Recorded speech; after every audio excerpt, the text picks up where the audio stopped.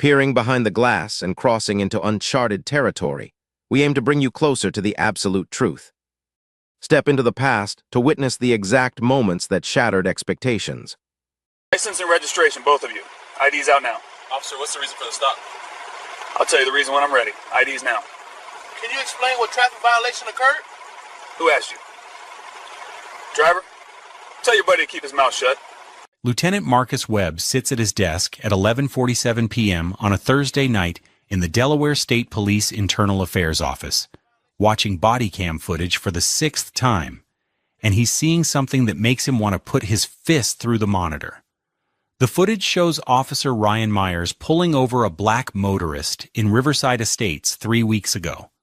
Nice neighborhood, expensive houses, the kind of place where the median home value is $680,000, and people call the cops if your lawn service shows up in a truck that looks too old. Myers approaches the window. License and registration. The driver asks why he was pulled over. Myers says, "I'll tell you when I'm ready." The driver asks again. Myers says, "You're in a neighborhood where people pay attention to things that don't belong." Marcus pauses the video, rewinds it, plays that line again. Things that don't belong. He's heard Myers say variations of that phrase in 4 different stops over the past month. Never quite. Crossing the line into something you could write up in a formal complaint. Always just vague enough to have deniability. But the pattern is there if you're looking for it. Marcus has been looking for 3 months. He pulls up the stop data on his other monitor. Officer Ryan Myers, badge 2847, 6 years on the force. In the past 12 months, Myers has made 423 traffic stops. Marcus filters by race. 347 stops of black motorists. That's 82% in a city that's 31% black. He runs the search rates. Myers searched black motorists 44% of the time. White motorists, 9%. Hit rate for finding contraband, 12% for black drivers, 31% for white drivers. The numbers are screaming. Myers is stopping black people at rates that defy statistical probability, searching them at 5 times the rate, and finding evidence far less often. Which means he's not actually catching criminals. He's harassing innocent people based on their skin color. Marcus has been building this case for 3 months. He's reviewed 87 stop reports from Myers and 2 other officers in the same district. He's found patterns. He's documented the vague language they use to justify stops that shouldn't happen. Suspicious behavior. Didn't look right. High crime area, used to describe neighborhoods that have almost no crime. But he doesn't have enough yet. The union will fight this. They'll argue that the officers were using their judgment, that high stop numbers just mean they're working hard, that the searches were all consensual. Marcus needs something undeniable. He needs to catch one of them doing it in a way that leaves no room for interpretation. He's still looking at the data when his phone buzzes. Text message from James Holloway, his friend from college. "Car's in the shop until Monday. Can you give me a ride home from dinner Saturday? I'll buy." Marcus texts back, "Yeah, no problem. Where?" James sends an address for a restaurant downtown. Marcus confirms and goes back to his spreadsheets. He doesn't know it yet, but that text message just gave him exactly what he's been looking for. Saturday night. Marcus picks up James at the restaurant at 8:35 p.m. They've been friends since undergrad at Delaware State. James works in software engineering now, makes good money, bought a house in Riverside Estates 2 years ago. He's engaged, wedding next spring, normal, successful life except for one thing that's not normal at all. James has been pulled over 4 times in 2 years for driving in his own neighborhood. Same pattern every time. Officer can't explain what law was broken. Questions about where he's going. Whether the car is his, can they search it? James never filed complaints because what's the point? It's your word against theirs and nobody ever believes you. They're talking about James's wedding plans, arguing about whether a DJ or a band is better. When Marcus sees the lights come on behind them, James is driving his gray Honda Civic. They're 2 blocks from his house. They weren't speeding. They used signals. They weren't doing anything. James looks in the rearview mirror. Are you serious right now? Marcus looks back and feels something click in his head. He recognizes that patrol car, District 4, Myers' district. Don't worry about it, just pull over, let me handle this. James pulls into a well-lit area. There's a house with a Ring doorbell visible on the porch. Marcus makes note of that. He pulls out his phone and starts a voice recording, keeping the phone below the window line. If the Bodycam footage mysteriously disappears later, he'll have his own copy. The officer approaches. Marcus watches him in the side mirror. White guy, early 30s, moving with that particular swagger some cops develop when they think they're completely in control of a situation. The officer gets to the window. Marcus already knows who it is before he sees the face. Officer Ryan Myers, badge 2847, the same. Officer whose stop data Marcus has been analyzing for 3 months. The same officer who's said things that don't belong 4 times in recent stops. And he's about to say it to an internal affairs lieutenant who's been building a case on him. Though Myers doesn't know that yet. Myers raps on the window with his flashlight. James rolls it down. Good evening, officer. The flashlight beam goes straight into James's face, then swings to Marcus. License and registration. Both of you, ID's out now. James keeps his voice respectful. Officer, can you tell me the reason for the stop? I'll tell you the reason when I'm ready. ID's. Now. Marcus speaks for the first time, voice calm and conversational. Can you explain what traffic violation occurred? Myers' attention swings to him, and you can hear the irritation. Who asked you? Driver, tell your buddy to keep his mouth shut unless he wants to make this worse. Marcus is recording every word on his phone. He's also watching the body cam on Myers' chest, making sure the little light is on. It is. This is being documented from multiple angles. James tries again. Officer, we weren't speeding. We used our signals. I'm just trying to understand what we did wrong. And there it is. The line Marcus has been waiting to hear someone say directly to him, instead of on a recording. You're in a neighborhood where people notice when things don't look right. Marcus leans forward slightly. Before you do that, I have a question. How many stops have you made in this neighborhood in the past month? Myers stares at him. That's none of your business. Last warning. IDs on the dashboard, or you're both getting out. Marcus reaches for his wallet slowly, but he doesn't pull out his driver's license. He pulls out his Delaware State Police Internal Affairs credentials, badge and ID card. He hands them through the window to Myers. Here's my ID. Look at it carefully, take your time, because in about 30 seconds, you're going to realize you just made a career-ending mistake. Myers takes the credentials, shines his flashlight on them. Delaware State Police, Internal Affairs Division, Lieutenant Marcus Webb. His face goes through changes. Confusion, recognition, pure horror. Your Internal Affairs, Lieutenant Marcus Webb, and every word you just said is being recorded. On your body cam, on my phone, and on that doorbell camera right there. Marcus points to the Ring doorbell 15 feet away. So I'll ask you again, Officer Myers. What was the reason for this stop?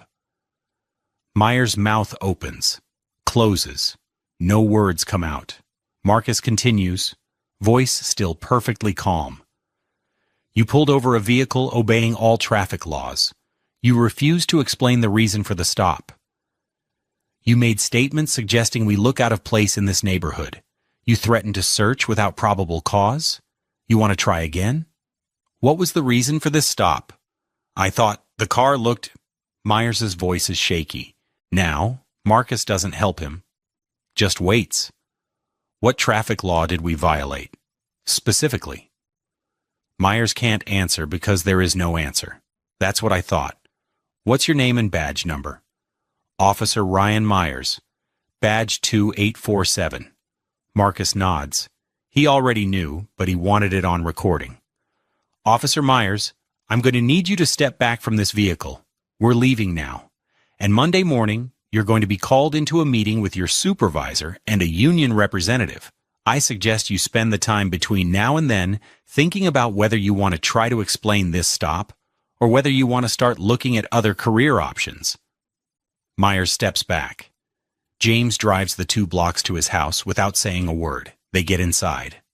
Close the door. Then James says, "What just happened?" Marcus is already pulling up the phone recording, making sure it captured everything. "I've been investigating Myers for 3 months, building a case on his stop patterns, and he just handed me exactly what I needed." James sits down heavily. "This has happened to me 4 times. 4 times in 2 years, and I never thought anyone would believe me. I believe you. And now I can prove it. Have you ever been right about something for so long that when you finally get proof, you don't even feel vindicated? You just feel tired? Drop a comment if you know that feeling. What Marcus does next is what separates mediocre investigations from cases that change departments. He doesn't just write up the stop and call it a day. He goes back to his office Sunday morning and pulls every single stop Myers has made in the past 3 years, all 1,247 of them. He creates a spreadsheet. Date, time, location, race of driver, reason for stop, whether a search occurred, whether anything was found. Then he does the same thing for the other 2 officers whose patterns looked similar to Myers. 600 stops between them. He works for 14 hours straight, stopping only to get coffee and use the bathroom. By Sunday night, he has a picture that's even worse than he thought. The 3 officers have been working together, coordinating their stops. Not officially. But when Marcus pulls their radio traffic and cross-references it with their personal phones, he finds something. Text messages. Not on department phones, thank God for small favors, but one of them made a mistake. Officer Craig Daniels, one of Myers' colleagues, sent a text meant for his personal phone to the department system instead. The text read, "Got another one. Nice car, wrong neighborhood. He's clean, but I'll run him through the system anyway." They never complain. Marcus reads that text 3 times. Then he calls his captain at home. Captain Sarah Rodriguez has been in internal affairs for 12 years. She's seen everything. But when Marcus reads her the text, she goes quiet for a long moment. That's not one bad cop. That's a pattern. That's what I'm saying. It's not just Myers. It's at least 3 of them, maybe more. And they've been doing it for years. How solid is the case? I've got stop data showing racial disparities that are statistically impossible to explain by legitimate law enforcement. I've got Bodycam footage showing the same scripted language in dozens of stops. I've got that text message. And now I've got Myers on camera pulling me over and saying we look out of place in a neighborhood. Rodriguez is quiet again. Then, "You were in the car?" "Yeah, riding with a friend. Myers pulled us over for nothing. Ran his usual script and I let him dig himself in before I identified myself." "Jesus, Marcus. That's not how we usually do investigations." "I know, but it's clean, it's documented, and it's undeniable." Rodriguez thinks for a moment. "All right, come in Monday morning, bring everything. We're taking this to the chief." Monday morning, 8 a.m. Marcus walks into Chief David Morrison's office with a folder containing 6 months of analysis, the stop data, the body cam clips, the text message, and the recording from Saturday night. He lays it all out. Morrison is a 28-year veteran who worked his way up from patrol to chief. He's seen enough bad cops to know what he's looking at. He watches the body cam footage from Marcus's stop, watches Myers say things that don't look right, watches the moment Marcus hands over his IA credentials, and Myers realizes his career just ended. Morrison turns off the monitor. "How many officers are we talking about?" "3 for sure. Myers, Daniels, and Officer Jennifer Wu. Possibly a 4th. And their sergeant knew or should have known because he signs off on their activity reports every month. Recommendations? Terminate Myers and Daniels immediately. Wu's numbers are borderline. Might be able to salvage her with retraining. Demote the sergeant. And we need to audit the whole district to see if this goes deeper. Morrison nods slowly. Do it. Build the termination. Packages. Make them airtight. The union is going to fight this hard. I know. That's why I spent yesterday making sure everything is documented 6 ways. The termination process takes 4 weeks. Marcus builds the cases methodically. For Myers, he compiles 43 stops that show the pattern. Black motorists in nice neighborhoods, vague reasons for stops, searches based on nothing. The hit rate of 12%, proving Myers wasn't actually finding criminals. The text messages, the Bodycam footage, and the recording from Saturday night where Myers pulled over an internal affairs lieutenant and threatened to search the vehicle for no reason. The termination letter is delivered on a Tuesday morning. Myers is called into his supervisor's office. He walks in thinking it's about the Saturday night stop, thinking maybe he'll get a written reprimand. He walks out unemployed. The letter cites racially discriminatory traffic stops, failure to articulate reasonable suspicion, threatening, behavior, and conduct unbecoming. Effective immediately. Myers appeals through his union. The appeal hearing is scheduled for 3 weeks later. That hearing is where Marcus has been pointing all his work for 3 months. That's where this case gets won or lost. The hearing is held in a conference room at State Police headquarters. 3 people on the review board. Myers with his union attorney. Marcus with the chief and the department's legal counsel. The room is small and windowless, and the air conditioning doesn't work well. It's going to be a long afternoon. Myers' union attorney is a guy named Ron Peterson, who's been defending cops for 20 years. He's good at his job. He opens by arguing that Myers was a dedicated officer with 6 years of service, no prior disciplinary actions, and strong performance reviews. Officer Myers made stops based on his training and experience. High crime areas require proactive policing. The numbers being cited are taken out of context. Marcus waits his turn. When he stands up to present, he has his laptop connected to a monitor so everyone can see. Let's talk about context. He pulls up the stop data. Officer Myers made 1,247 stops in 3 years. 1,021 of them were of black motorists. That's 82%. The city of Wilmington is 31% black. That's not context. That's a pattern. Peterson jumps in. Those stops were in high crime areas where the demographics are different.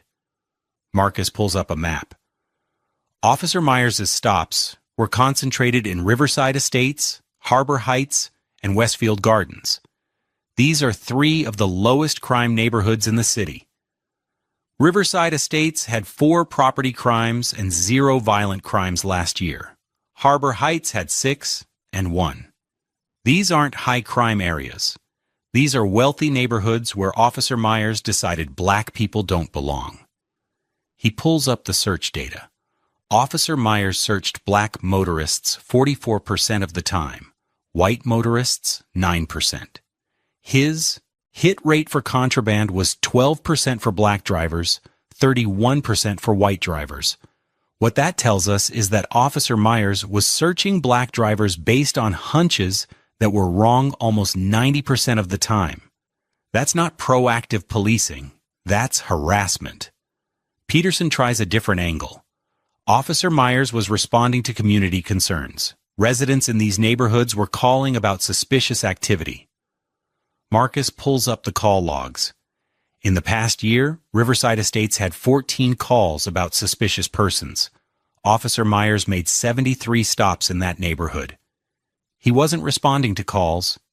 He was initiating stops based on his own judgment about who looked suspicious. Then Marcus plays the body cam footage. Not all 43 stops, just 5 of them. Carefully selected to show the pattern. Stop 1. Black man in a Mercedes, Riverside Estates, 9 p.m. License and registration. What are you doing in this neighborhood? The man explains he lives there. Myers searches the car anyway, finds nothing. Stop 2. Black woman in an Audi, Harbor Heights, 7 p.m. This your car? She says yes. Myers runs her license, checks her registration, still seems skeptical. Asks if she has drugs in the car. She says no. He searches anyway. Finds nothing. Stop 3. Black teenager in a Honda, Westfield Gardens, 6 p.m. Where are you coming from? The kid says school. Myers asks to search. The kid doesn't know he can say no. Myers searches, finds nothing. The pattern is undeniable. Each stop, Myers uses the same vague language. What are you doing here? This your car? You look nervous. Each time he searches. Each time he finds nothing. The board members are watching the footage and their faces are changing. They're seeing what Marcus has been seeing for 3 months. Then Marcus plays the recording from Saturday night. The board members hear Myers say things that don't look right. They hear him refuse to explain the stop. They hear him threaten to search without probable cause.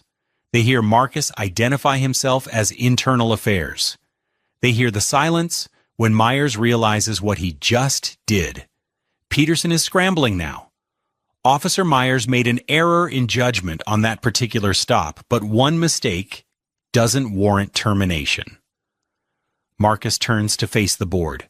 This isn't one mistake. This is a 3-year pattern of systematically targeting black motorists in wealthy neighborhoods based on Officer Myers' belief that they don't belong there. The Saturday night stop is just the first time he made that mistake to someone with the authority to do something about it. He pulls up one more thing. The text message. Got another one. Nice car, wrong neighborhood. He's clean, but I'll run him through the system anyway. They never complain. This text was sent by Officer Craig Daniels, one of Officer Myers' colleagues in the same district. Nice car, wrong neighborhood.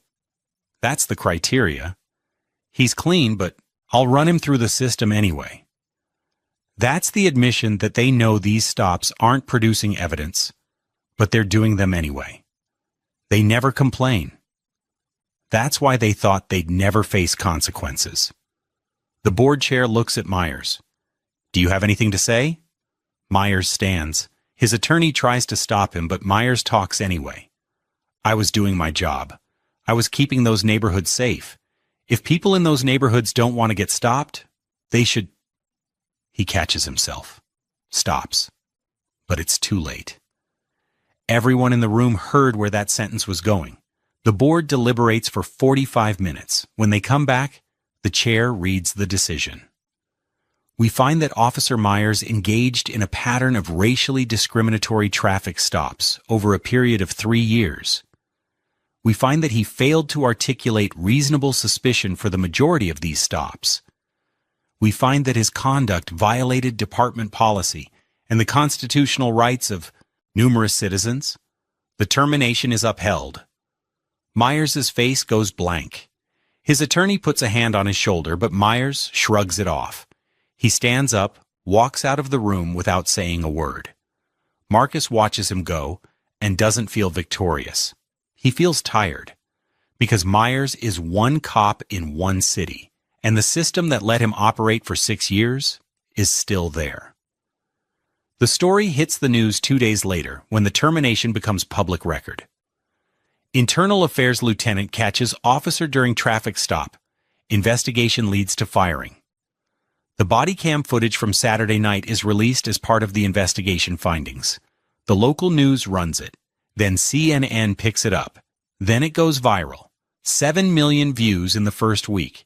People watch it and feel that specific satisfaction of watching someone get caught doing exactly what they thought they'd never answer for. But Marcus doesn't watch the view counts. He's already moved on to the next part of the investigation. Officer Daniels and Officer Wu. Their termination hearings are scheduled for next month, and Marcus is building those cases the same way he built Myers' case. One stop at a time, one pattern at a time, one undeniable piece of evidence at a time. James Holloway gives an interview to the local newspaper. He talks about being pulled over 4 times in 2 years in his own neighborhood, about feeling like he had to justify his presence in a house he owned, about being afraid every time he saw blue lights because he knew it wasn't about traffic enforcement. I never filed complaints because I didn't think anyone would believe me, but I was sitting next to the one person who could actually do something about it. And he did. The Delaware Attorney General announces a review of stop practices across the state. The review takes 6 months and finds what Marcus already knew. Racial disparities in stops exist in multiple departments, not as extreme as Myers, but present. A consent decree is negotiated. The reforms are comprehensive.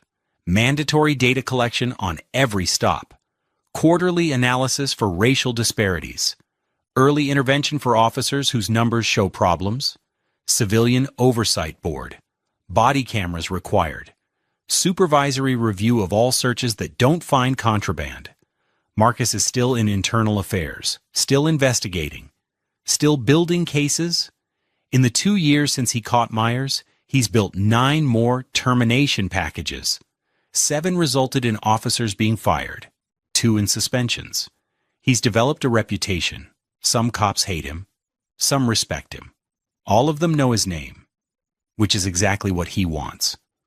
Ryan Myers never worked in law enforcement again. He tried getting hired at private security companies. Most turned him down once they saw the termination. He moved to Florida, got a job in retail management. His LinkedIn profile doesn't mention the 6 years he spent as a cop. The Bodycam footage is now used in police academies across Delaware, and in 3 surrounding states. It's shown as an example of what not to do, how not to conduct a stop, how not to exercise authority. The instructors pause at the moment Myers says things that don't look right and ask recruits, what does that actually mean? The recruits get it immediately. There's no ambiguity.